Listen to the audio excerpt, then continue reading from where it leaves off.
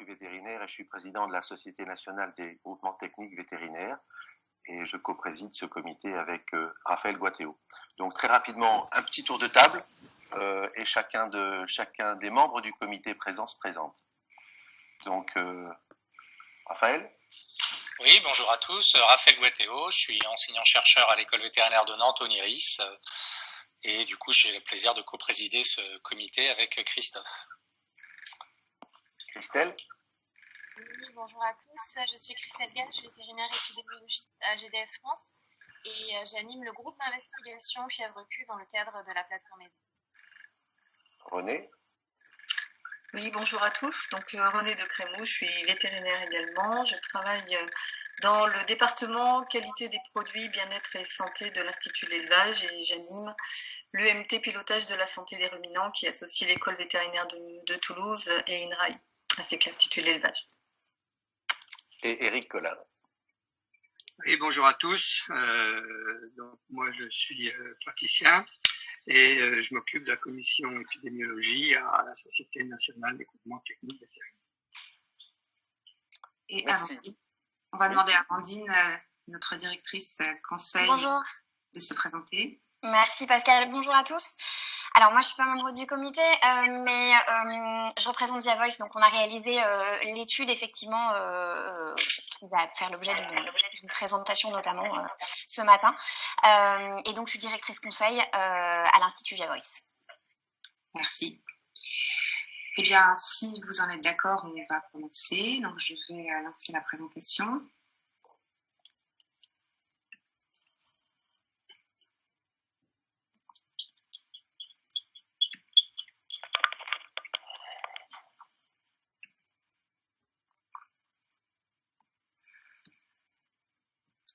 Alors, pardon, il faut que je sorte ça.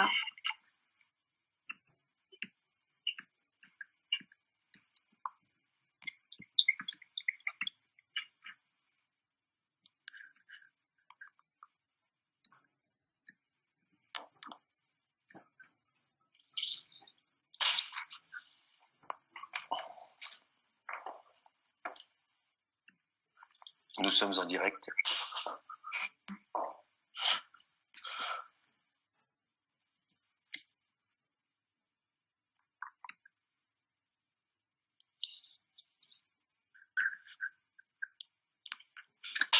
On voit bien l'écran ? Oui. Très bien. Alors c'est parti. Voilà, donc pour vous dire en introduction que ce comité fièvre-Q, c'est la conséquence d'un constat partagé entre les différents acteurs de la santé animale, les écoles vétérinaires, les unités de recherche, les instituts techniques, les éleveurs et GDS France, et les vétérinaires et la SNGTV. Ce constat, c'est la nécessité de diffuser des informations sur la fièvre-Q qui sont peu connues des acteurs de terrain, et ce qui aboutit à un sous-diagnostic de la maladie et une assez grande hétérogénéité dans la mise en place de mesures préventives et curatives. Donc l'objectif de ce comité, c'est clairement à visée opérationnelle dans les 3 domaines qui vous sont présentés sur cette diapo, redonner une nouvelle dynamique à la lutte contre cette zoonose qui est très présente dans les élevages de ruminants et insuffisamment maîtrisée en phase avec le concept One Health. Deuxième point, c'est enrichir l'état des connaissances.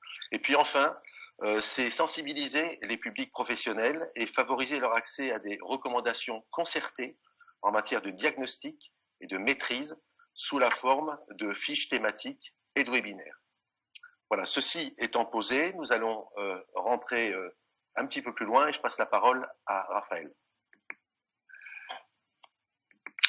Oui, merci Christophe. Donc du coup, comme tu l'as bien dit, un constat partagé du coup qui va se décliner en action. Donc on est là aujourd'hui pour partager avec vous, on va dire, un élément un peu central de notre stratégie, qui est donc de partager avec vous les résultats de cette enquête de perception qu'on a menée à destination des vétérinaires, des éleveurs et également des médecins, en sachant qu'on avait bien évidemment annoncé la création de ce comité fin 2020 à travers notamment différentes vidéos et posts sur les réseaux sociaux. Et puis par la suite, vous avez peut-être, et d'ailleurs je vois certains participants avec lesquels on a pu échanger pour faire des articles, on va dire déjà de sensibilisation et un début de vulgarisation sur les avortements en général et la fièvre Q en particulier.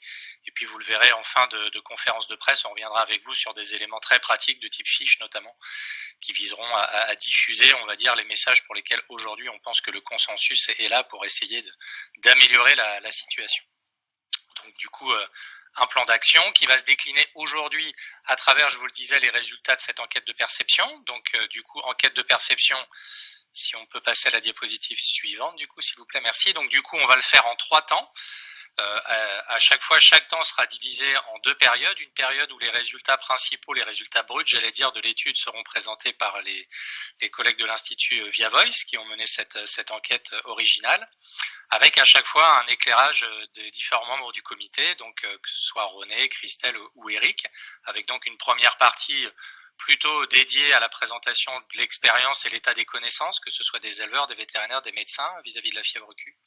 Une deuxième partie un peu plus centrée sur l'évaluation du risque, notamment du risque d'introduction de la maladie, du risque zoonotique, du risque perçu par les différents acteurs. C'est souvent un des leviers majeurs pour décider ou non de la maîtrise. Et puis du coup ouvrir dans une dernière partie sur les mesures de maîtrise justement qui sont mises en œuvre, notamment en élevage, que ce soit par les éleveurs ou les vétérinaires, et leur connaissance également par les médecins, de façon à voir si il y a besoin, on va dire, de mettre plus en connexion ces 3 populations. Et puis on finira par une conclusion sur justement les leviers qu'on imagine pouvoir actionner de façon à améliorer les connaissances et la perception du risque de l'ensemble des acteurs. Du coup, je laisse la parole à Amandine Bessina pour vous présenter les premiers résultats de cette étude.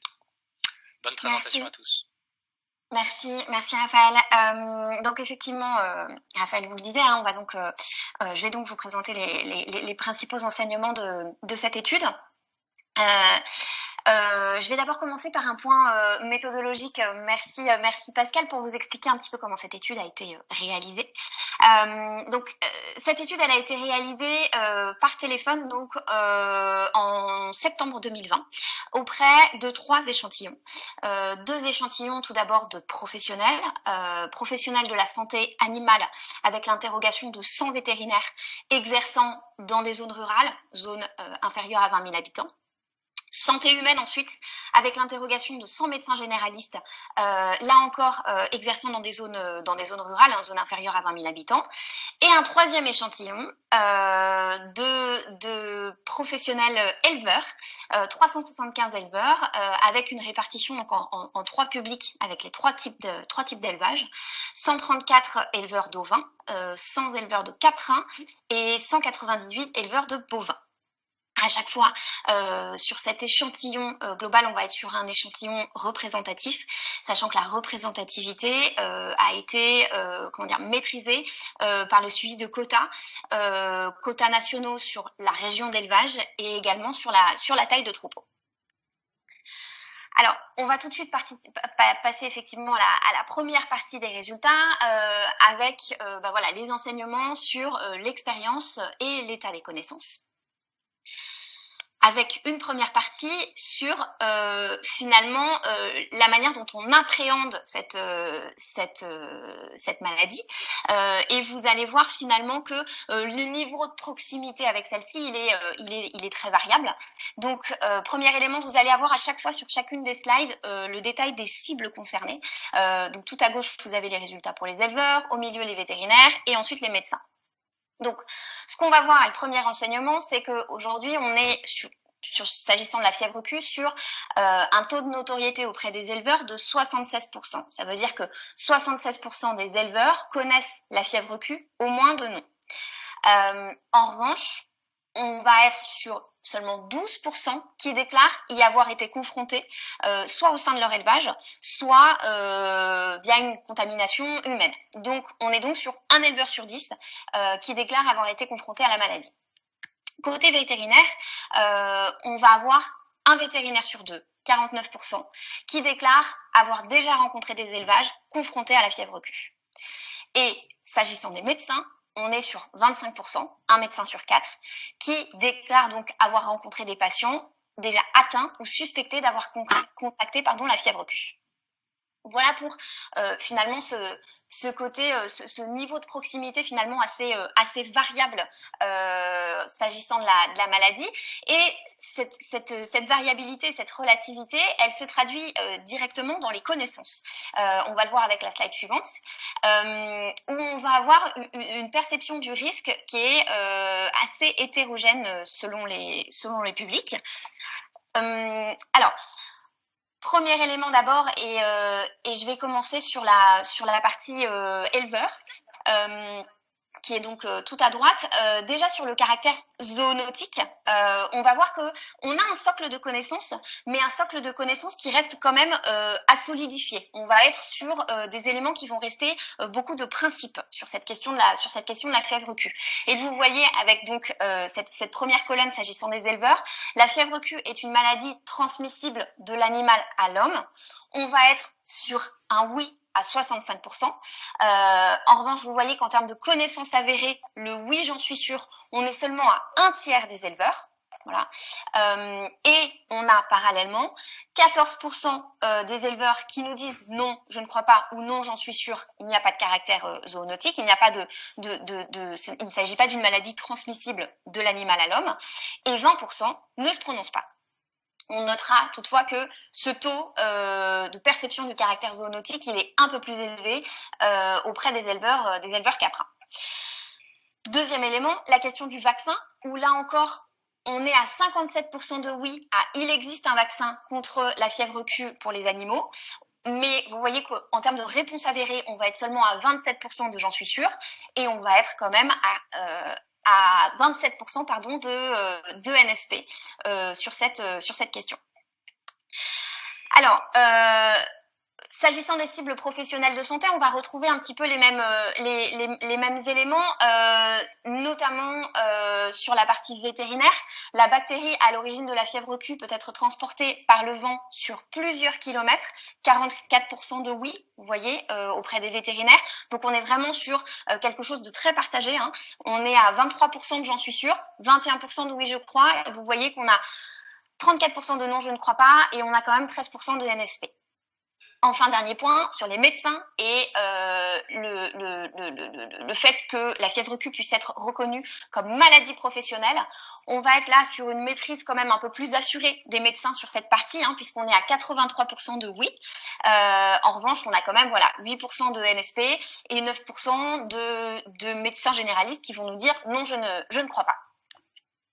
Voilà pour cette partie sur les socles de connaissances généraux. Donc, on voit bien effectivement qu'on a un socle de connaissances existant, mais qu'on a aussi une partie de l'échantillon qui nous montre que on n'est pas sur quelque chose de solide. On a beaucoup de NSP, des NSP qui sont notables, hein. On va dire que sur les études d'opinion, les enquêtes d'opinion comme ça, on commence à trouver des NSP notables quand ils dépassent les 10%. Vous voyez que là, dans le cadre des éleveurs et dans une moindre mesure dans le cadre des vétérinaires, on est vraiment sur des éléments, sur des NSP notables. Parallèlement, on est sur des réponses qui vont rester aussi beaucoup de principes, puisque le oui, j'en suis sûre, reste quand même assez, en tout cas pas forcément très, très élevé. Slide suivante, si c'est possible. Alors, je sais pas si c'est moi qui ai un problème d'affichage, mais je ne vois pas la slide suivante.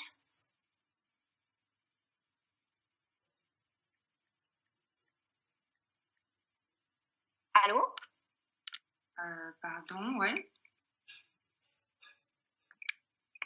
Effectivement, ça ne passe pas.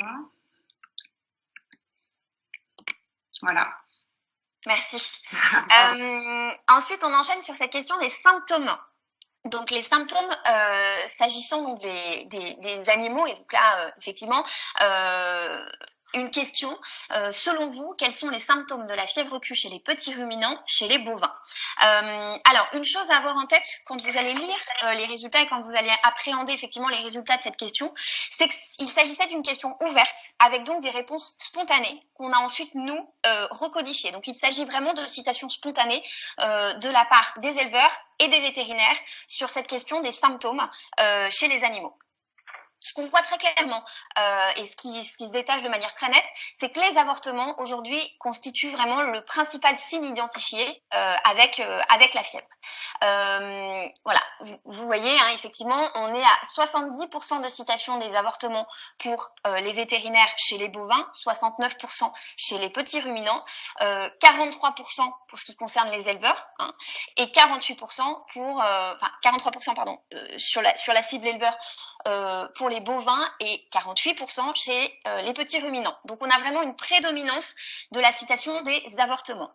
Et ensuite, dans une moindre mesure, on va avoir la fièvre, voilà, citée entre, on va dire, à peu près un quart des différents publics, que ce soit pour les bovins ou pour les petits ruminants. On voit bien que les autres troubles de la reproduction sont vraiment cités loin derrière, parfois de manière très anecdotique. Hein. Vous voyez, troubles de la reproduction. Côté bovin, on va être à 7% de citations pour les éleveurs, 19% pour les vétérinaires. Et côté petits ruminants, on va être à 2% sur chacun des publics. Ensuite, on va avoir l'infertilité, vous voyez, qui est ensuite citée, toujours pareil, de manière assez anecdotique. Donc, on a vraiment cette prédominance des deux symptômes, hein, avortement et fièvre. Et vous voyez que parallèlement, toujours dans cette même idée de connaissance à construire et d'une partie de ces publics qui ne se positionnent pas, on va retrouver des NSP qui sont là encore assez élevés, voire même très élevés. Vous voyez qu'on est donc sur la partie éleveur, on va être entre 29 et 32% de NSP sur les symptômes de la fièvre Q, que ce soit chez les petits ruminants ou chez les bovins, et on va être à alors entre 21 et 22% pour les vétérinaires. Ça veut dire qu'on a 20% de notre public, de notre échantillon de vétérinaires qui ne se prononce pas spontanément quant à la question des symptômes de la fièvre Q chez les animaux. Merci Pascal. Slide suivante, là on va être sur les symptômes pour ce qui concerne l'homme. Donc d'après ce que vous en savez, quels sont les symptômes qui vous permettent de diagnostiquer, suspecter la fièvre Q chez l'homme? Donc bien évidemment ici la question s'adresse aux médecins. Et pour les médecins, on va voir que c'est vraiment la fièvre qui constitue le principal symptôme chez l'homme. Vous le voyez hein, très nettement, on est à 67% de citation pour la fièvre. Bien devant un trio, les douleurs musculaires et articulaires cités par 29% de l'échantillon de médecins, les problèmes respiratoires 24%, la fatigue 23%. Là encore, on a des NSP qui sont assez élevés, 17% des médecins ne se prononcent pas sur cette question des symptômes qui permettent de diagnostiquer ou de suspecter la fièvre Q chez l'homme.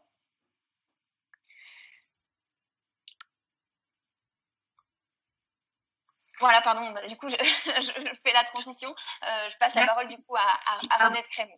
Merci Amandine pour ces premiers résultats. Donc, sur cette question de la perception, de la prévalence et du risque, on va demander à Renée de Crémou de nous donner quelques données de réalité. Oui, donc on va s'intéresser ici essentiellement à la réalité de la fréquence de l'infection, que ce soit dans les troupeaux de ruminants et chez l'homme. Et donc, je vais m'appuyer ici sur un ensemble d'informations, d'éléments factuels. D'abord dans les élevages de ruminants, donc au travers en premier lieu d'une étude sur la séroprévalence dans les élevages de ruminants qui a été conduite dans le cadre de la plateforme d'épidémiosurveillance en santé animale. Donc c'est une étude qui a été conduite entre 2012 et 2015 sur à peu près 1600 cheptels, toutes espèces confondues, réparties sur l'ensemble du territoire. Et au travers de cette étude de séroprévalence, donc par sondage, on a mis en évidence que 36 à 61% des troupeaux de ruminants ont été ou sont exposés à la fièvre Q, avec des différences significatives toutefois entre les cheptels bovins et les cheptels de petits ruminants, avec des séroprévalences plus élevées. Si on va un tout petit peu plus loin, donc là on va s'intéresser à la séroprévalence intra-troupeau. Donc la fréquence de positivité, il y a également dans ce domaine des différences significatives. Et là, on a quand même les élevages caprins un petit peu à part, avec des niveaux de l'ordre de 41% en moyenne, même si évidemment il y a une forte variabilité en fonction des élevages, voire des départements, qu'on peut opposer à environ 20% de séroprévalence dans les troupeaux bovins et ovins, ceci sans doute en relation avec des différences d'intensité d'expression lorsque l'infection a lieu en élevage. Dernier élément, donc là on s'intéresse plutôt à l'aspect clinique, c'est-à-dire un des symptômes majeurs de la fièvre Q, on l'a vu précédemment, un symptôme clinique qui est les avortements, et notamment les avortements de fin de gestation sous la forme de séries abortives. Donc là, c'est le dispositif OSCAR qui nous permet d'avoir un ensemble d'informations, OSCAR pour Observatoire et suivi des causes d'avortement chez les ruminants. Et depuis 2017, on a donc de cette manière, pour un certain nombre de séries abortives référencées dans des départements volontaires, une information sur le rang d'imputation de la fièvre Q en tant que pathologie infectieuse impliquée dans les séries d'avortement. Et donc là, la fièvre Q se positionne au premier rang en caprin et au second pour les élevages de bovins et d'ovins. Alors, au premier rang, ça veut dire de l'ordre de 25% par rapport aux séries investiguées en caprin et plutôt de l'ordre de 20 et 10% respectivement en ovins et en bovins. Donc si on poursuit maintenant chez l'homme, on se rend compte que là aussi, chez l'homme donc c'est la diapo suivante. Oui, c'est bien ça, pardon. Oui. Donc l'exposition chez l'homme à la bactérie est réellement sous-estimée par les professionnels et donc là je vais m'appuyer sur un travail récent réalisé par François Baudot, en l'occurrence dans une zone à haute activité d'élevage bovin du Grand Ouest, plus précisément dans les départements du Finistère et de Loire-Atlantique.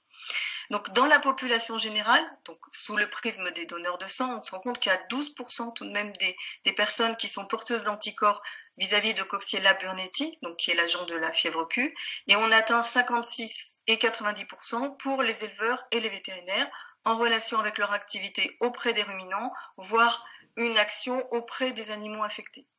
Sur le plan clinique maintenant, on constate qu'il y a à peu près 200 personnes hospitalisées chaque année en France pour des motifs de fièvre Q. Diapo suivante.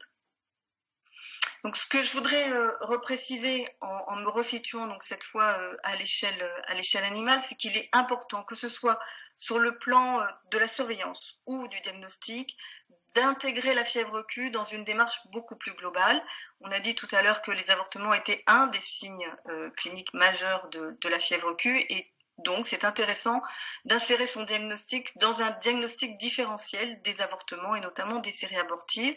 Et c'est donc le principe même du dispositif OSCAR que j'ai évoqué précédemment. Au travers de ce dispositif qui est national, on recueille, on valorise les résultats de ces diagnostics. Voilà, merci.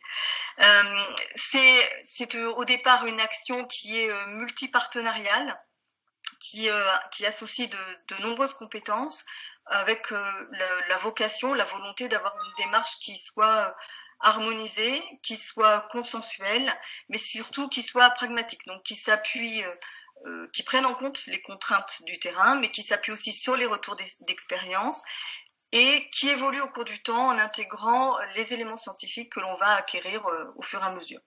Donc les bénéfices, ils sont doubles, ils sont individuels et collectifs. Individuels, donc je me situe au niveau de l'éleveur. Un diagnostic précis, c'est orienter, cibler des mesures de maîtrise aussi bien sur le plan médical que sur le plan sanitaire. C'est aussi identifier les risques encourus. C'est axer plus précisément les actions de biosécurité. C'est mieux gérer les mouvements et les introductions d'animaux, par exemple. Et puis au niveau collectif, eh bien, c'est la surveillance au sens large avec une vocation épidémiologique et de santé publique. J'en ai fini. Merci beaucoup, Renée. On passe à la deuxième partie de la présentation des résultats de cette étude sur la fièvre Q, avec un focus sur la perception du risque. Oui, tout à fait. Avec un premier renseignement très clair, qui est finalement un risque d'introduction à la fièvre Q qui est perçu comme faible. Et ça, on va être vraiment sur un constat général sur l'ensemble des cibles. Donc vous voyez la première partie grisée qui correspond à la question qui a été posée aux éleveurs et aux vétérinaires. Pour la fièvre Q, pourriez-vous nous indiquer si le risque d'introduction dans votre élevage ou les élevages vous paraît élevé, donc très élevé, élevé, modéré ou faible. Et là, vous voyez quand même que la réponse est très très nette. On va être sur les éleveurs à seulement 10% d'éleveurs qui perçoivent un risque élevé d'introduction de la fièvre Q dans leur élevage. On va être sur 30% des vétérinaires qui perçoivent un risque élevé d'introduction de la fièvre Q, dans les élevages qu'ils côtoient. Ce risque, donc, il est très faiblement perçu comme élevé pour les éleveurs et voire même on va dire qu'il est vraiment perçu comme faible, puisque vous voyez qu'on est à 67% des éleveurs qui perçoivent vraiment ce risque d'introduction comme faible. On est sur des réponses un petit peu plus modérées pour les vétérinaires, où là on va avoir du coup 45% d'entre eux qui évaluent ce risque d'introduction comme étant modéré. On est seulement à 20% qui l'évaluent comme faible. Néanmoins, voilà, on n'est pas sur une perception d'un risque qu'il soit très élevé ou élevé pour ces deux cibles qui sont donc directement concernées par les élevages. S'agissant de la santé humaine, on va retrouver un petit peu les mêmes proportions pour les médecins. Donc pour la fièvre Q, pourriez-vous nous indiquer si le risque pour la santé humaine vous paraît, donc toujours pareil, très élevé, élevé, modéré ou faible.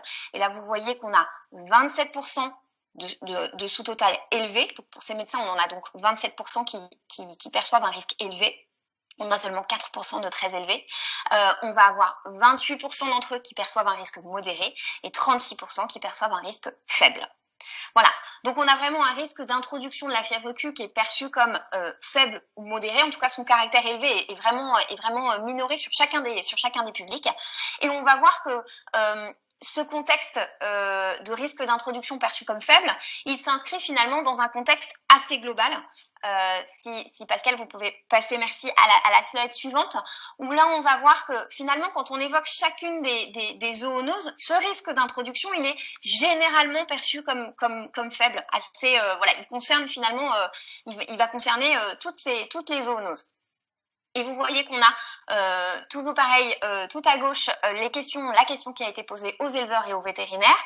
Donc pour chacune des zoonoses suivantes, pourriez-vous nous indiquer si le risque d'introduction dans votre élevage, vous paraît donc très élevé, élevé, modéré? On vous a pas mis le faible ici. Et on voit bien, c'est très clair, que la fièvre Q, elle vient s'insérer. Alors, elle est rarement première, et en tout cas elle vient s'insérer dans un tout cohérent parmi ces deux publics.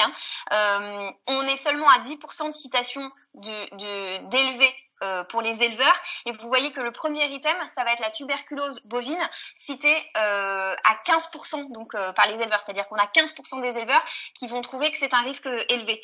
Donc on est vraiment sur des risques perçus de manière générale qui sont assez faibles, puisque vous voyez que l'échelle va de 6% de citation d'un risque élevé à 15% de citation d'un risque élevé. Ça va être globalement la même chose pour les vétérinaires, même si on a une échelle un petit peu plus étendue. Aujourd'hui, on va avoir quand même moins d'un vétérinaire sur deux qui perçoit un risque élevé d'introduction d'une zoonose dans les élevages. Vous voyez que le premier item, c'est la salmonellose avec 44% de citations par les vétérinaires, donc moins d'un sur deux. On n'atteint jamais la majorité. On va être à 37% pour la leptospirose, 30% pour la chlamydiose et, chiffre équivalent, 30% pour la fièvre Q. Chez les médecins, là, la question qui a été posée, c'est pour chacune des zoonoses suivantes, pourriez-vous nous indiquer si le risque pour la santé humaine donc vous paraît du coup élevé, très élevé, élevé, modéré? Et là, vous voyez que, toujours pareil, on va être à moins d'un médecin sur deux qui perçoit un risque d'introduction élevé. On atteint à peine 48% pour la salmonellose. Et là, pour le coup, la fièvre Q, elle intervient vraiment en bas du classement, puisqu'on va être à 27%, vous voyez, et qu'on est derrière la salmonellose, la leptospirose, la brucellose et la toxoplasmose. Voilà pour ces éléments, Pascal. Si on peut passer à la slide suivante, merci. Donc, ce risque d'introduction perçu comme faible dans les élevages par les éleveurs, il est vraiment ressenti par les vétérinaires. La question qui va être posée ici et le constat qui est fait par les vétérinaires, c'est celui d'un risque qui est vraiment insuffisamment connu par les éleveurs. Diriez-vous que concernant les risques liés à cette maladie, les éleveurs sont suffisamment informés? Donc, vous avez le sous-total oui, qui est tout à droite de la slide, et à chaque fois, le découpage en oui tout à fait, oui plutôt, non plutôt pas, non pas du tout, ne se prononce pas. Donc, concernant les risques, les éleveurs éleveurs se sentent suffisamment informés sur les risques de cette maladie pour leur cheptel, on est seulement à 38% des vétérinaires qui déclarent donc que oui, les éleveurs sont suffisamment informés. Sur les risques de cette maladie pour eux-mêmes, on est seulement à 20% de vétérinaires qui pensent que oui, les éleveurs sont suffisamment informés. Et en ce qui concerne la prévention, là, le sentiment d'information des éleveurs va être encore plus réduit. On est à 23% des vétérinaires qui nous disent oui, les éleveurs sont suffisamment informés sur les moyens de prévention contre la fièvre Q pour leur cheptel, et 18% de oui sur les moyens de prévention contre la fièvre Q pour leur propre santé. Vous voyez qu'à chaque fois, on va être vraiment sur un non plutôt pas qui est à chaque fois majoritaire sur ces questions. Merci beaucoup Amandine. Eh bien, on va demander au docteur Christelle Gache de bien vouloir réagir sur ces résultats. Oui, merci Amandine et merci Pascal.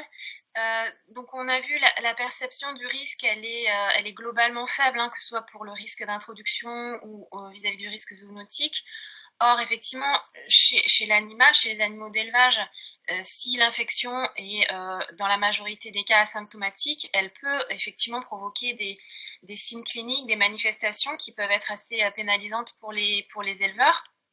Donc là, sur cette slide, on a noté quelques statistiques. Donc, par exemple, les animaux infectés par la fièvre Q ont 5 fois plus le risque d'avorter par rapport à des animaux non infectés. Donc, principalement des troubles de la reproduction, des avortements, des mises bas prématurées, également de l'infertilité qui peut être observée ou la naissance d'animaux chétifs, donc des conséquences à la fois cliniques et par voie de conséquences économiques dans les élevages. Diapo suivante, du coup. Alors effectivement, chez l'homme, de la même façon que chez l'animal, la majorité des infections sont asymptomatiques, donc dans 60% des cas, mais après une période d'incubation d'environ 2 ou 3 semaines, on peut effectivement avoir un tableau clinique qui peut prendre l'aspect d'un syndrome pseudo-grippal ou une forme d'hépatite ou de pneumopathie qui peut parfois nécessiter une hospitalisation. Il faut également savoir que dans environ 2% des infections, l'infection vis-à-vis de la fièvre Q peut évoluer vers une forme chronique assez invalidante, avec notamment des atteintes cardiaques ou vasculaires. Diapo suivante. Voilà, donc là on a illustré sur cette slide les derniers épisodes de cas humains groupés qu'on a pu observer en France. Donc il faut savoir que ces foyers de cas humains groupés sont le plus souvent associés à une proximité entre les personnes et les élevages de ruminants, de manière privilégiée lors de mises bas ou d'avortement, puisque c'est les périodes où l'excrétion de la bactérie est le plus important. Et puis, donc, on l'a dit, c'est une zoonose par voie aérienne, donc les personnes se contaminent par inhalation de poussière contaminée. Et donc, effectivement, on observe régulièrement ces épisodes de cas humains groupés de fièvre Q chez des personnes. Donc, le plus souvent, il s'agit de personnes plutôt citadines qui sont pas forcément en lien avec des métiers d'élevage. Merci. Merci beaucoup, Christelle. Alors, on termine la présentation des résultats de cette étude par un regard sur les mesures de maîtrise telles qu'ils sont décrits par les 3 populations que nous avons interrogées. Effectivement. Alors, on aborde d'abord une première partie sur la question du diagnostic et des questions à destination des vétérinaires. Merci. Donc, la question qui était posée aux vétérinaires, c'était: pouvez-vous nous dire ce que vous trouvez facile ou difficile pour effectuer un diagnostic de la fièvre Q? Et là, on a clairement 2 éléments qui sont perçus comme les plus difficiles. Le premier va concerner la déclaration des avortements, et donc ça va être de convaincre les éleveurs de déclarer justement ces avortements. On a 65% des vétérinaires de notre échantillon qui nous indiquent que c'est un élément difficile pour eux. Et ensuite, on va avoir une partie qui va concerner vraiment la mise en œuvre du diagnostic avec un autre élément qui est celui de la question du financement de ce diagnostic, où on a là encore 70% des vétérinaires qui vont déclarer qu'il s'agit d'un élément difficile, toujours sur cette question donc du diagnostic de manière générale. À l'inverse, on va voir que toute la partie plus technique de mise en œuvre est là considérée comme facile. Disposer d'informations pour choisir les animaux à prélever, on va être à 60% des vétérinaires qui le perçoivent comme facile. Savoir quels animaux prélever, on va être à 61%. Savoir quelle méthode de diagnostic employer, on est à 75% des vétérinaires qui nous déclarent que c'est facile. Et savoir quel prélèvement effectuer, 86%. Donc finalement, les éléments perçus comme difficiles, on va vraiment être sur le début du diagnostic, les premières étapes du diagnostic, à savoir effectivement d'abord la déclaration des avortements et ensuite la question du financement du diagnostic. Alors, concernant les mesures de maîtrise en santé animale, donc la question qui était posée aux 3 cibles, c'est selon vous, quelles sont les 3 principales mesures à mettre en place lorsqu'un troupeau est diagnostiqué positif à la fièvre Q?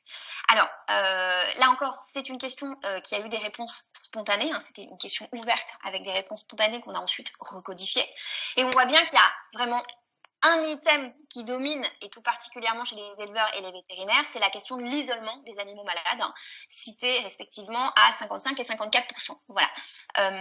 Donc on a un vétérinaire sur 2 et un éleveur sur 2 qui citent d'abord en première mesure l'isolement des animaux. C'est également cité à 35% par les médecins.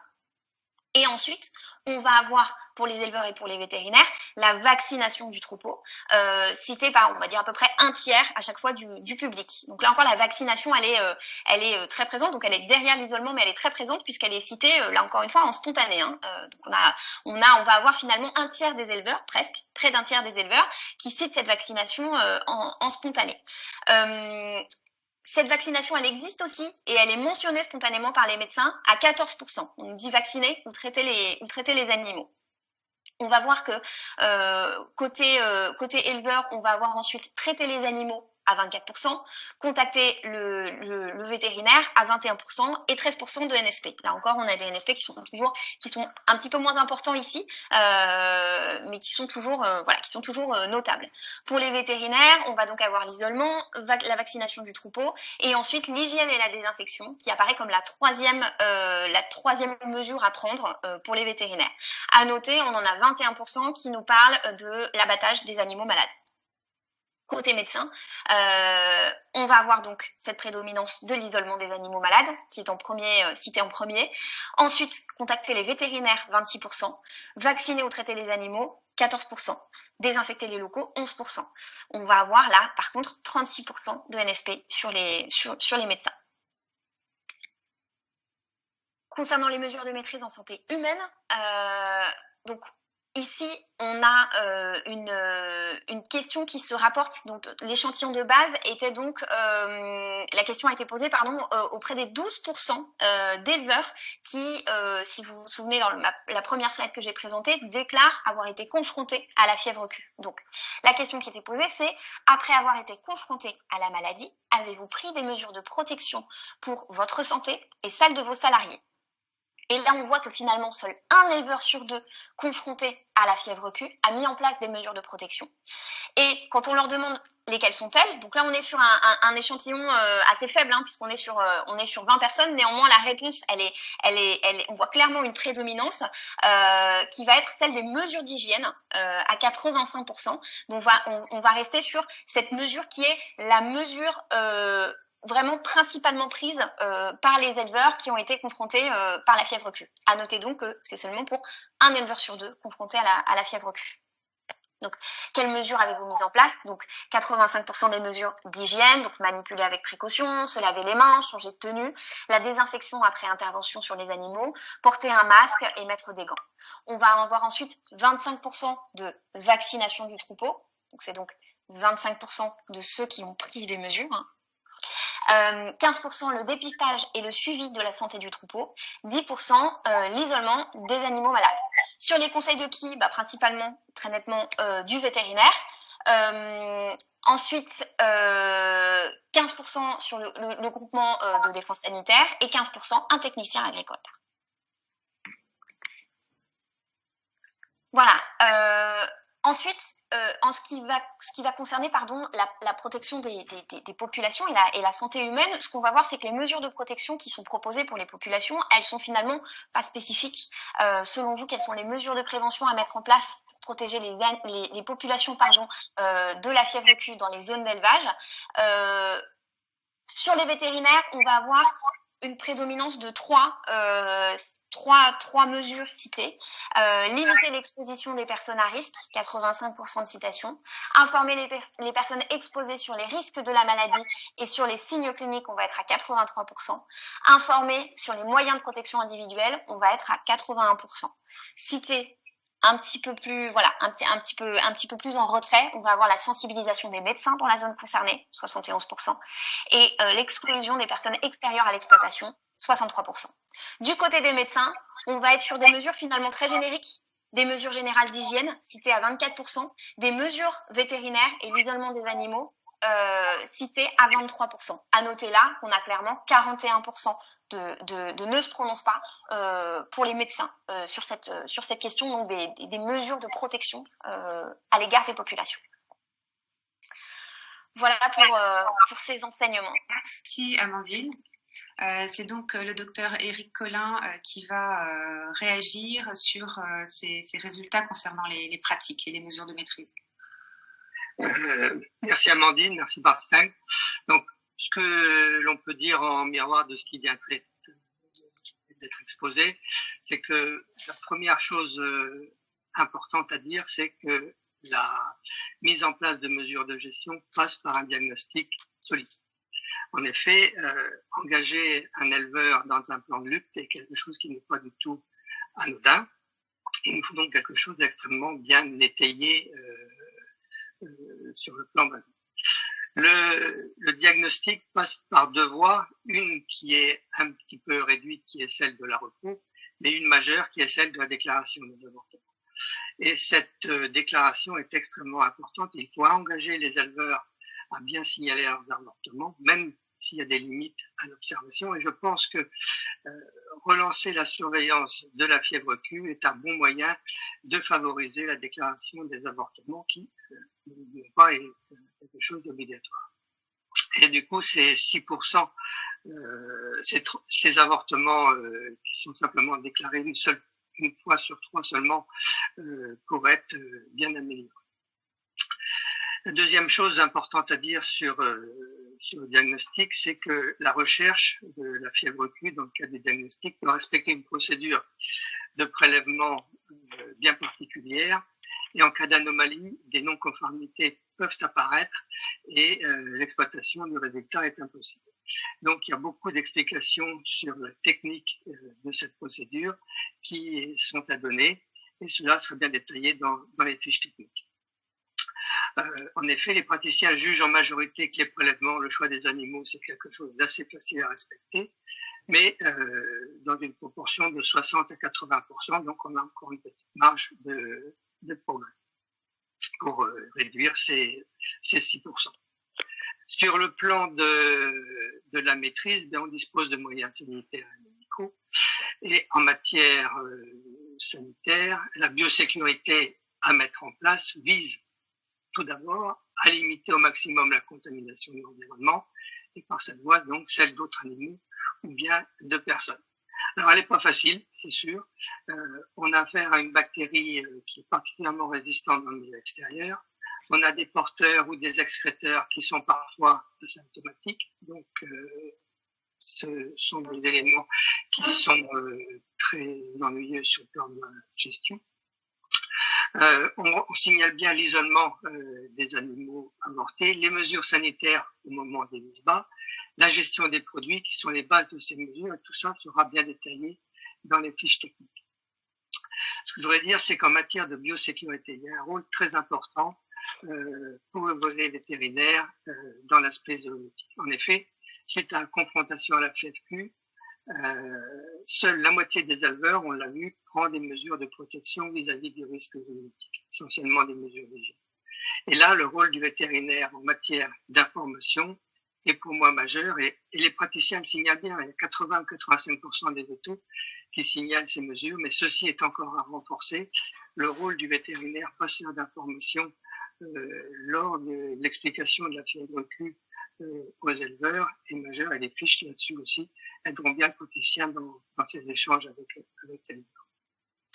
Enfin, sur le plan médical, nous disposons d'un vaccin. La vaccination, c'est un acte réfléchi, étudié en collaboration avec les intervenants et l'éleveur dans l'élevage, qui va nécessiter une prescription de vétérinaire et un suivi dans le temps.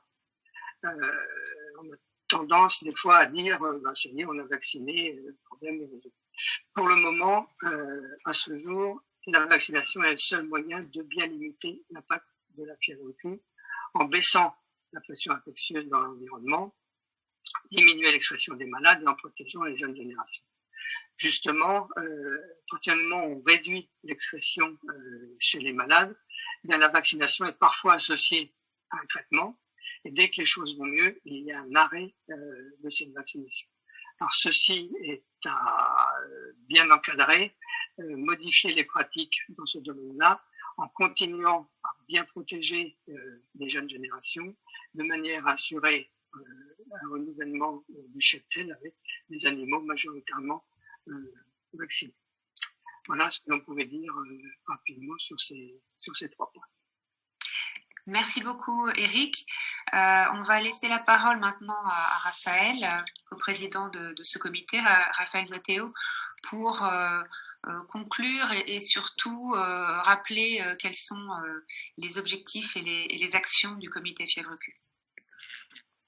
Oui, merci Pascal. Donc du coup, comme vous avez pu le voir, effectivement, je pense qu'un des enseignements majeurs de cette étude, c'est bien le besoin confirmé. En tout cas, nous, je dirais que ça a confirmé notre ressentiment, nos a priori qu'on avait suite aux différentes expériences sur le terrain avec différentes populations, d'un besoin de sensibiliser, d'informer, d'aider bien évidemment, que ce soit les éleveurs mais également les vétérinaires, notamment dans le cadre du diagnostic, et puis probablement de travailler en plus étroite collaboration avec la sphère médicale. Et donc pour ce faire, on pense qu'il y a probablement plusieurs leviers à actionner conjointement. Donc d'abord en faisant du bruit, j'allais dire autour de la maladie, d'essayer de susciter des études complémentaires sur la fréquence ou les impacts réels. René faisait tout à l'heure écho aux travaux qu'on a menés à l'école de Nantes avec François Baudot justement sur cette estimation du risque, et c'est quelque chose qui, on va dire, qui entre guillemets qui fait parler, ou en tout cas qui suscite le questionnement.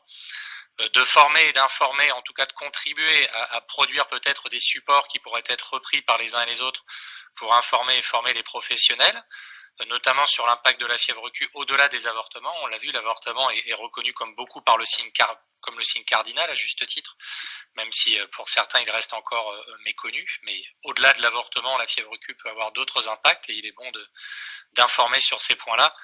Le goulot d'étranglement, j'allais dire, ou en tout cas la porte d'entrée la plus simple et la plus facile, ça serait bien évidemment le diagnostic lors d'avortement. Mais on a une certaine difficulté à faire déclarer les avortements pour différentes raisons. Et on espère en tout cas pouvoir contribuer aussi à travers ce comité à promouvoir la déclaration des avortements et par là même le diagnostic différentiel, notamment dans le cadre de la démarche Oscar qui a été présentée par Christelle et René. Bien évidemment, du coup, de former ou en tout cas de contribuer à une meilleure connaissance sur les modalités du diagnostic, que ce soit à l'étape du choix des prélèvements, du choix des animaux à prélever, du choix des méthodes à appliquer sur ces mêmes prélèvements. Et puis, une fois que le diagnostic est posé, bien évidemment, d'essayer de faire en sorte que les degrés de connaissance des gens soient homogènes, avec des messages consensuels et partagés par tous. On se rend compte sur le terrain qu'en fonction des zones, etc., les perceptions ou la retranscription des études disponibles dans la littérature peuvent être également là aussi hétérogènes. Donc on espère pouvoir contribuer à l'information sur les moyens de maîtrise et puis à favoriser la synergie, bien évidemment, comme je le disais avec les collègues de la sphère médicale. Je pense que c'est vraiment un exemple, cette fièvre Q du One Health en ce moment dont on parle tant. Alors du coup, sur la diapositive suivante, vous allez voir un des bras armés, j'allais dire, de ce comité, ça sera la mise à disposition de fiches pratiques que vous pouvez voir ici en capture d'écran à droite. Alors pourquoi 2 formats de couleurs? Parce qu'il y aura des fiches à destination des éleveurs et d'autres à destination des vétérinaires, avec un contenu à chaque fois adapté au lectorat, j'allais dire. Des fiches qui balayeront des sujets, que ce soit de la suspicion, comment suspecter la fièvre Q, comment la confirmer, comment la diagnostiquer, ces fiches-là étant bien évidemment plus ciblées pour les vétérinaires, et puis des fiches aussi relatives à la maîtrise. Donc en fait, on va dire qu'on a entre guillemets scénarisé ou calendarisé tout un tas de fiches. Donc aujourd'hui, on en a déjà une petite dizaine qui sont prêtes quasiment à être mises à disposition des uns et des autres. Donc elles le seront notamment à travers un site web qui devrait voir bientôt le jour, sur lequel on vous informera très rapidement. Donc ces fiches sont bien évidemment on va dire un des moyens de communiquer et d'informer. Et donc elles seront à disposition bien évidemment du plus grand nombre. Et puis du coup, pour finir, au-delà de ces fiches, j'allais dire en termes de communication, on vous a mis ici quelques captures d'écran d'articles dont je faisais écho tout à l'heure en introduction, qu'on a pu faire peut-être même avec certains d'entre vous présents ici aujourd'hui. Donc pour vous confirmer ici que l'ensemble des membres du comité sont bien évidemment à votre disposition. Si jamais vous souhaitiez faire, on va dire, écho, que ce soit à cette conférence de presse, avoir des résultats un peu plus détaillés encore et plus qualitatifs sur l'enquête via Voice, plus généralement sur la thématique des avortements, vous verrez que dans ces articles-là, c'est bien souvent l'avortement qui a été la porte d'entrée. En tout cas, voilà, dans tous les cas, l'ensemble des membres du comité est bien évidemment disponible pour réagir de façon plus détaillée sur l'ensemble de ces éléments, et puis bien évidemment vous transmettre au fur et à mesure les résultats de ces réflexions, et notamment la production des fiches qui continuera sur l'année 2021. Voilà, je vous remercie de votre attention. Et puis du coup, on sera heureux d'accueillir vos questions désormais. Voilà, effectivement, l'échange avec les experts peut déjà commencer tout de suite pour ceux qui ont des questions. Donc je vais arrêter la présentation pour qu'on puisse profiter un peu de ce tour de table impressionnant. Pardon. Ok.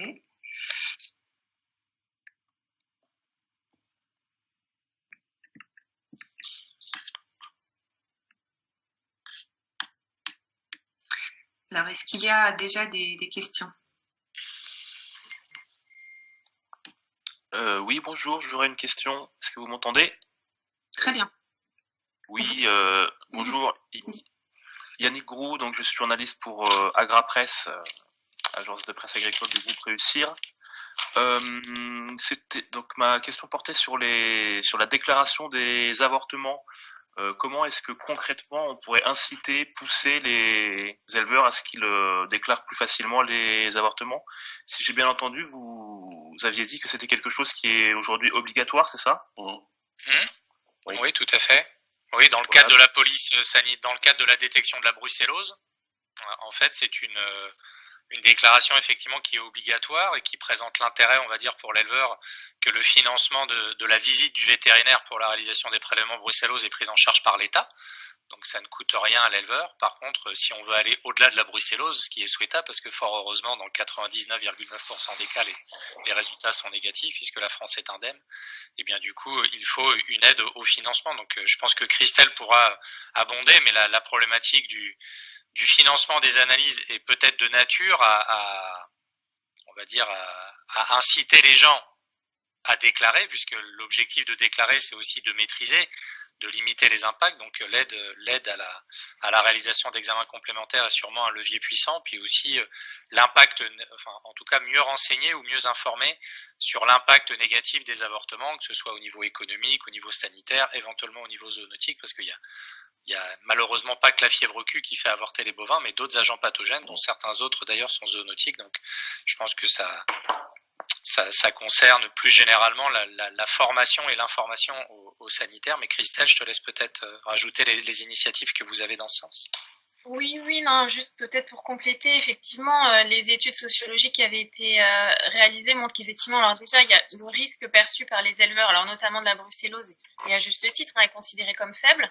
Ensuite, il y a effectivement le fait que dans une majorité des cas, les éleveurs avaient l'impression qu'effectivement les analyses qui étaient faites, qui étaient réalisées sur les animaux qui avortaient, arrivaient pas forcément justement à un résultat solide. C'est aussi pour ça que de nombreuses initiatives sur une harmonisation des protocoles de diagnostic différentiel des avortements ont pu être mises en place.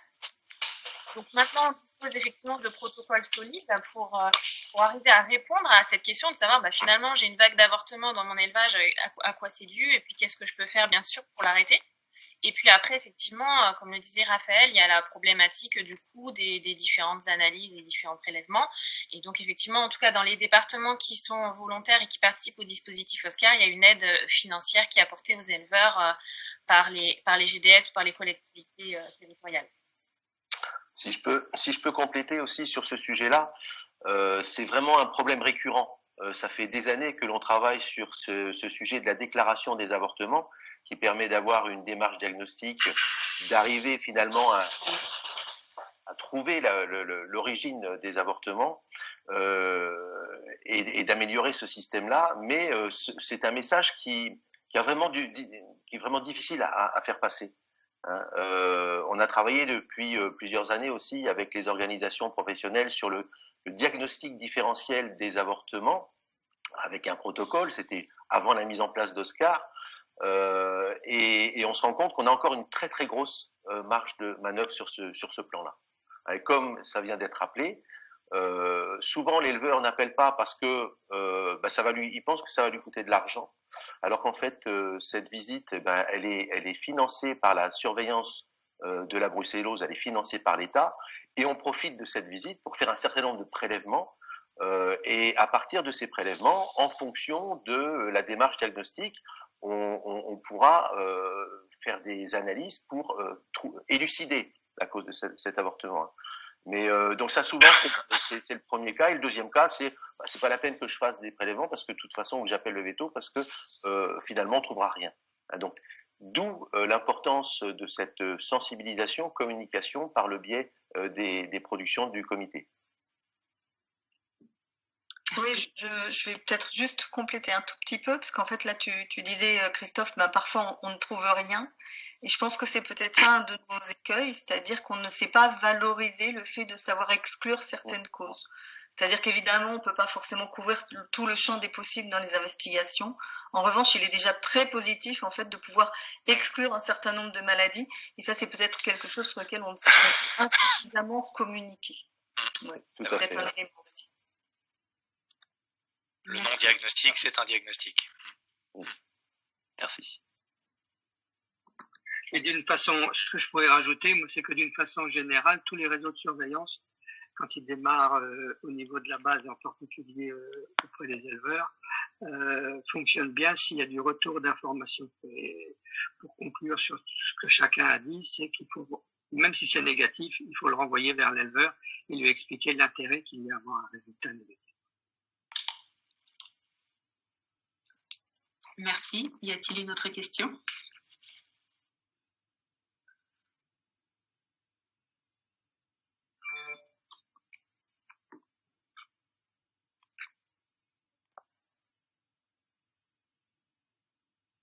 Je me demandais si c'était intéressant, peut-être que vous redisiez peut-être les 3 points de l'étude où il vous semble qu'il y a un décalage de perception important finalement entre ce que nous dit l'étude et ce que vous savez vous, qui est à la fois des chercheurs mais aussi des vétérinaires qui sont beaucoup sur le terrain.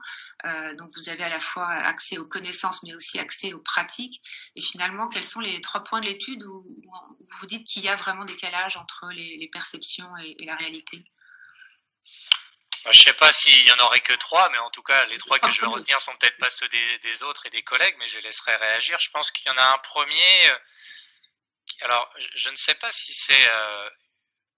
En fait, je pense que c'est une différence du fait du rôle et des acteurs. C'est notamment celui du risque perçu.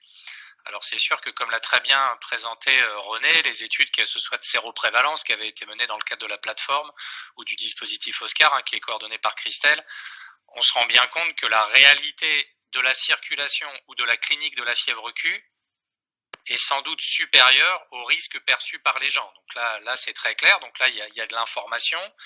Après, on peut pas non plus, entre guillemets, en vouloir aux gens, parce que la perception, c'est quelque chose de très individuel. Donc finalement, savoir que ça circule à 10, 20, 30, 40%, il y a certaines personnes chez qui ça va évoquer un risque et chez d'autres pas encore.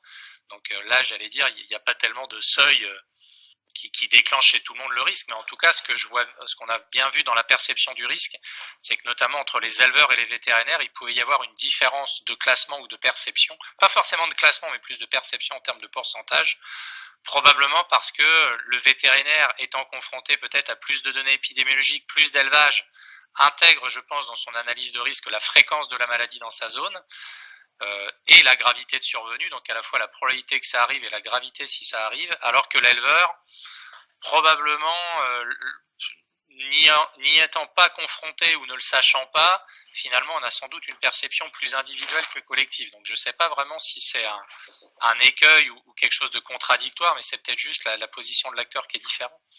Ensuite, un autre résultat qui est vraiment très, j'allais dire, je ne sais pas si on peut dire paradoxal, mais c'est la mise en avant et de loin de l'isolement des animaux malades comme la mesure phare du contrôle,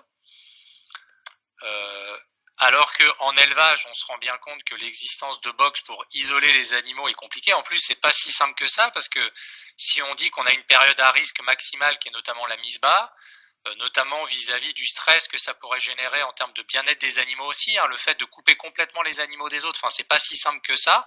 Si on se dit que c'est une maladie qui se transmet par inhalation, du coup on imagine qu'il faudra un isolement quasiment tout étanche. Bon, je veux dire, en élevage ça existe pas ou peu, les quarantaines n'existent pas ou peu, donc le fait que ce soit tellement mis en avant de loin, parce que je crois de souvenir c'est quasiment presque 2 fois plus que les autres mesures, ça me semble un peu, peut-être pas la réponse du bon élève, mais ça me paraît pas vraiment rencontrer la réalité. Et puis un troisième point, sans doute, alors ça serait sur la maîtrise et la coordination, c'est-à-dire que finalement, alors ça dépend si on voit le verre à moitié vide ou à moitié plein, mais on a quand même l'impression que du côté, en tout cas des vétérinaires et des médecins, il y a un socle de connaissances, alors qui reste à affiner, mais qui part d'une base qui semble quand même si elle est hétérogène, relativement solide. Pour autant, face à des cas d'épidémie, d'ailleurs Christelle pourra en parler, parce que notamment avec l'INVS, elle est souvent en charge d'essayer de faire l'interface entre la détection qui commence souvent par des cas en élevage parfois, pour ensuite voir comment est-ce qu'on peut gérer le risque zoonotique. Et moi j'ai l'impression qu'ensuite, dans le cadre d'une maîtrise qui serait vraiment plus globale, à la fois santé animale et santé publique, j'ai l'impression, en tout cas par les cas qu'on investigue ou qu'on travaille, que les degrés de connaissance, en tout cas des deux acteurs qui se parlent, est pas forcément si bonne que ça, quoi. Et du coup, si j'ai droit à un petit bonus, ça serait mon 3' ou mon 3 bis, c'est la place de la vaccination. Je pense que là, du coup, la réponse correspond totalement à la réalité, c'est-à-dire, comme le disait justement Eric, bien l'utilisation de ce vaccin-là comme une mesure d'urgence face à quasiment un vaccin traitement et curatif. Ce qui reste là, il faut bien le dire, en ruminant, ovins, bovins, caprins, probablement les dernières espèces où le vaccin est vu comme une alternative curative et pas préventive. Mais là, j'allais dire, c'est complètement conforme à ce qu'on observe. C'est contraire à l'idée même d'un vaccin, mais j'allais dire là, c'est totalement conforme à ce qu'on observe sur le terrain. Je ne sais pas si les collègues du comité ont eux d'autres, contradictions ou points saillants qui les ont marqués.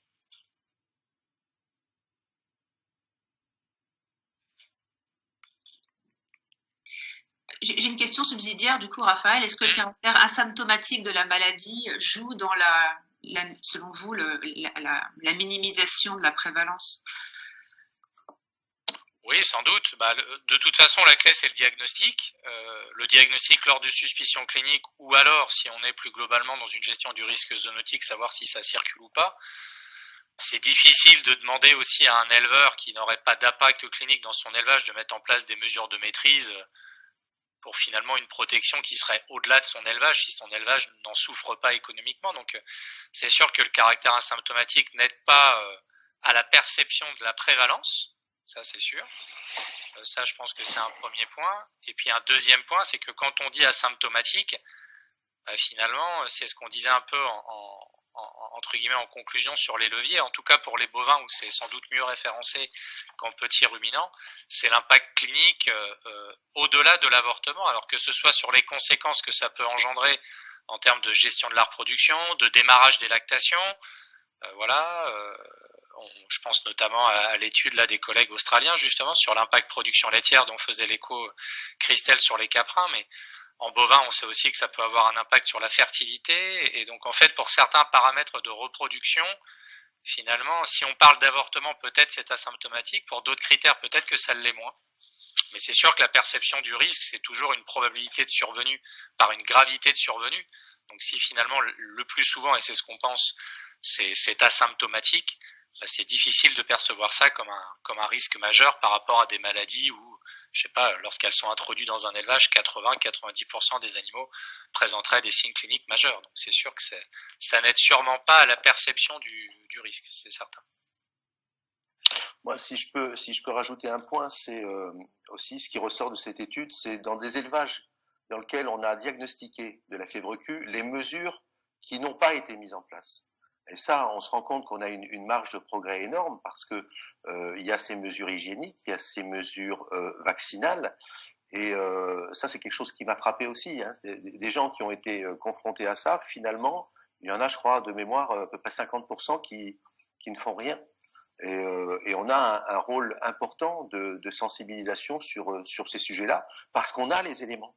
Hein. On a les techniques, on a l'isolement, la désinfection, les recommandations en matière de protection de la santé humaine, se laver les mains, enfin sont tous les gestes classiques, porter des gants quand on va faire les mises bas dans les élevages de petits ruminants, porter un masque avec la voie de dissémination, ensuite mettre en place une vaccination et on a vraiment les éléments pour savoir quand vacciner, qui vacciner, et on n'est pas démuni à ce niveau-là. Autant quand on peut être démuni si au départ il n'y a pas la déclaration d'une série d'avortements et on ne peut pas agir, autant une fois qu'on a fait cette démarche-là et que on a identifié la fièvre Q dans une exploitation, et c'est valable pour toutes les causes d'avortement, mais une fois qu'on a identifié la fièvre Q, on a toute une panoplie de choses qu'on peut très bien mettre en place, donc pour protéger les animaux, protéger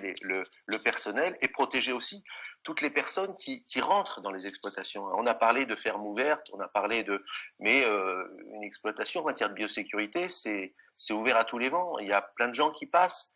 Il y a des gens qui rentrent, il y a les voisins, il y a d'autres professionnels. Enfin, on a vraiment un rôle important, tous, chacun, pour faire progresser. Et je pense que le dernier point aussi sur lequel je voulais insister, c'est ce travail coordonné entre les différents acteurs professionnels.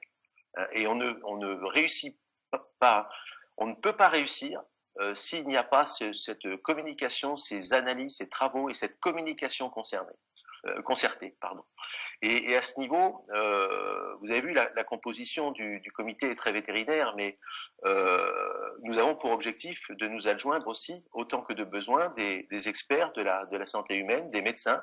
Et on a déjà pris quelques contacts à ce sujet-là, parce qu'on se rend compte que le One Health a besoin vraiment d'une déclinaison opérationnelle. Je parlais au début en introduction de notre côté opérationnel, mais c'est pareil.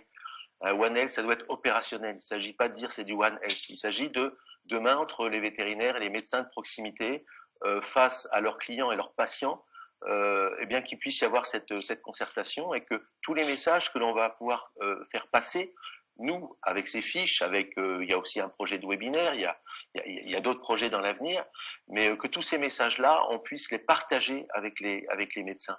Et je pense qu'on aura fait un grand pas. Oui, puis même dans le cadre de la maîtrise sur le terrain, en fait, pour essayer un peu, on va dire, de sentir le terrain. Alors je dis pas qu'on a relevé les manches comme Emmanuel Macron devant des grands amphithéâtres, mais en tout cas on a été à la rencontre des vétérinaires sur le terrain, notamment dans le cadre de réunions où on associait conjointement des présentations par les vétérinaires, de cas de réalistes de terrain sur lesquels ils avaient eu de la suspicion, de la difficulté de diagnostic, des GDS qui repromouvaient auprès des vétérinaires la politique de déclaration des avortements. Il y a aussi qu'est-ce qu'un avortement, parce que parfois on se rend compte en investiguant avec les éleveurs qu'il n'y a pas eu d'avortement tardif, mais des vaches diagnostiquées gestantes qui reviennent en chaleur et en fait c'est un avortement, mais il n'y a pas forcément d'investigation à ce moment-là. Des gens du laboratoire départemental d'analyse aussi qui revenaient sur les bons prélèvements, etc. Et puis nous qui venions également pour répondre à leurs questions sur ce qu'on savait ou pas de la maladie. Et en fait, on se rendait compte que l'organisation conjointe de ces réunions était sans doute bien plus performante que si on avait un fonctionnement vraiment en silo. Et on se rend compte que c'est vraiment en faisant interagir les différents acteurs qu'on arrive à faire progresser les pratiques, notamment dans le cadre des avortements, où en fait là on est obligé de voir un peu plus large que la fièvre Q et d'embrasser, j'allais dire, embrasser c'est pas le bon terme, mais de ramasser, on va dire, l'ensemble des autres agents pathogènes pour améliorer le diagnostic. Donc c'est vraiment l'échange d'informations. Je rebondis sur ce que disait Eric tout à l'heure. Le fait qu'il y ait un feedback est essentiel. Et dans ce cadre-là, moi, je voulais vraiment saluer le travail qui est fait par Christelle dans le cadre du dispositif Oscar, parce que c'est à la fois faire remonter de l'information, mais la faire redescendre, y compris à ceux qui n'y participent pas pour leur donner envie d'adhérer. Et on voit que année après année, on arrive à gratter de nouveaux départements. Donc je pense que c'est une vraie réussite. Et puis voilà, on arrive du coup à affiner du diagnostic et en même temps à consolider du non-diagnostic, comme le disait René. Et je pense que ça a été permis par justement cette co-construction et le fait de mettre autour de la table l'ensemble des acteurs, quoi. Donc je pense que c'est vraiment souhaitable, complètement.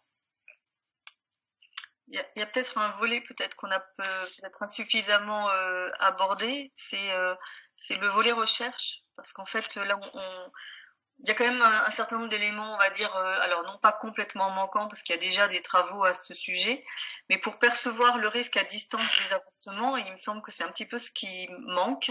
C'est à la fois, alors là je vais parler plutôt petits ruminants, savoir ce qui se passe les années suivantes, c'est quelque chose qui est assez référencé maintenant en bovin, mais qui l'est franchement peu, voire pas en petits ruminants. Et par rapport au risque, y compris vis-à-vis de l'homme, l'information manquante, c'est peut-être d'objectiver de manière mieux référencée la contamination environnementale. Donc il y a énormément de travaux qui sont en cours aujourd'hui pour essayer de regarder sur des poussières, sur des surfaces, essayer de mieux percevoir quels sont les niveaux de contamination et leur évolution au cours du temps et en fonction des zones. Mais néanmoins, même si on voit qu'il y a des différences, on n'est pas encore capable à ce jour de l'utiliser forcément comme un outil d'évaluation des risques à distance de la période d'avortement ou de la période des mises bas. Et il me semble que ce sont des sujets sur lesquels on aurait besoin de prolonger les actions pour justement avoir des éléments plus factuels à exposer à tout le monde. J'ai une question sur Oscar. Est-ce que vous pourriez nous préciser combien de départements participent à l'observatoire et quelle est la tendance? Du coup, vous dites que ça progresse. Oui, alors je vais peut-être répondre effectivement sur l'année 2020. Donc Norme a publié le bilan 2020 sur le site internet de la plateforme ESA. On avait 26 départements qui participaient au dispositif pour une ou plusieurs espèces de ruminants, donc bovins, ovins ou caprins. Et donc effectivement, depuis 2017, on progresse surtout sur le nombre de séries abortives investiguées dans chacune des 3 espèces, parce qu'évidemment, plus on a de séries abortives, plus nos résultats sont solides, même s'il faut bien avoir conscience qu'on est sur des départements volontaires, donc on ne peut pas extrapoler à la France entière, hein. Il y a probablement des différences départementales et de situation entre les départements, mais en tout cas, on a des données qui commencent à être solides et qui nous permettent effectivement de consolider nos connaissances sur l'importance de la fièvre Q dans les séries abortives. Oui. Merci. Est-ce qu'il y a d'autres questions? J'en profite, je voulais réagir juste sur un point que Raphaël a cité tout à l'heure sur la biosécurité, sur l'isolement des animaux malades. C'est vrai que les éleveurs savent que c'est la mesure incontournable de biosécurité. En pratique, c'est probablement effectivement peu réalisé. Et on en parlait encore la semaine dernière avec René. Il faut qu'on arrive, nous, à trouver des recommandations qui sont un juste milieu entre ce qui serait scientifiquement parfait et ce qui est faisable en pratique. Donc, c'est-à-dire, effectivement, comme le disait Raphaël, il faut laisser un visuel entre l'animal isolé et puis le reste du troupeau. Mais en même temps, il faut qu'il y ait quand même une distance suffisante, notamment sur la fièvre Q, puisqu'on a une transmission par voie aérienne. Il faut qu'on arrive à rester dans une optique vraiment pragmatique pour produire des recommandations qui sont faisables, parce que sinon, effectivement, elles ne seront pas appliquées. Et puis sur le concept One Health, c'est vrai qu'on en parle beaucoup. Et comme le disait Raphaël, sur les épisodes de cas humains groupés qu'on a pu observer ces dernières années, voilà, on voit qu'il y a une marge d'amélioration dans les échanges, dans les contacts entre les acteurs santé humaine, santé animale. c'est ce qu'on essaie tous effectivement d'améliorer, et notamment dans le groupe d'investigation justement fièvre Q de la plateforme d'épidémiosurveillance en santé animale, on a maintenant des acteurs santé humaine qui nous ont rejoints et qui vraiment permettent d'enrichir les débats, les connaissances, et voilà, c'est une très bonne chose. Merci à tous les experts du comité. Côté journaliste, est-ce qu'il y a d'autres questions ou est-ce que vous voulez qu'on s'arrête ici? Sachant que après la présentation d'une étude, on a toujours besoin de laisser un peu décanter. Les documents qui seront disponibles pour vous, c'est à la fois un communiqué qui fait la synthèse, je dirais, des principaux résultats de l'étude, et aussi du regard, du point de vue des experts sur la base des connaissances établies. La synthèse détaillée de l'étude avec un élément d'infographie visuelle. On a parlé des fiches pratiques. Elles seront mises en ligne début juin sur un site dédié. Vous pouvez, il y a déjà eu des demandes disposées. On peut vous envoyer aussi des visuels, des couvertures de ces fiches telles que vous les avez vues à l'écran tout à l'heure, présentées par Raphaël. Et éventuellement, si vous voulez regarder les fiches avant qu'elles soient disponibles, on vous les enverra également. Mais sachez que voilà, elles seront disponibles, et on sera évidemment heureux si vous contribuez à les faire connaître en publiant leurs liens. Elles seront disponibles début juin, donc très vite sur le site du comité fièvre Q. Ok, merci à tous encore une fois. Et je crois qu'on est tous à votre disposition, bien sûr, si vous avez des questions dans le prolongement de cette conférence, ou si vous voulez plus de détails ou plus d'informations sur les documents et les actions dont on a parlé. On se reparlera, puisque, comme le disait Raphaël tout à l'heure,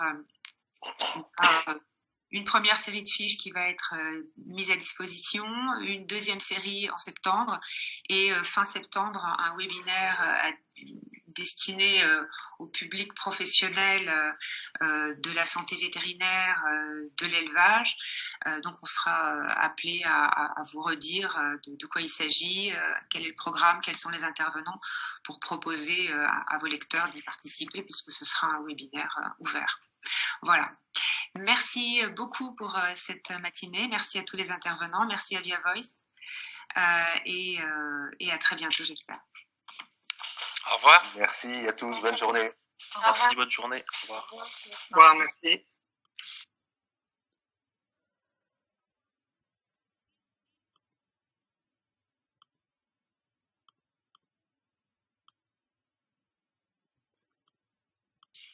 Merci.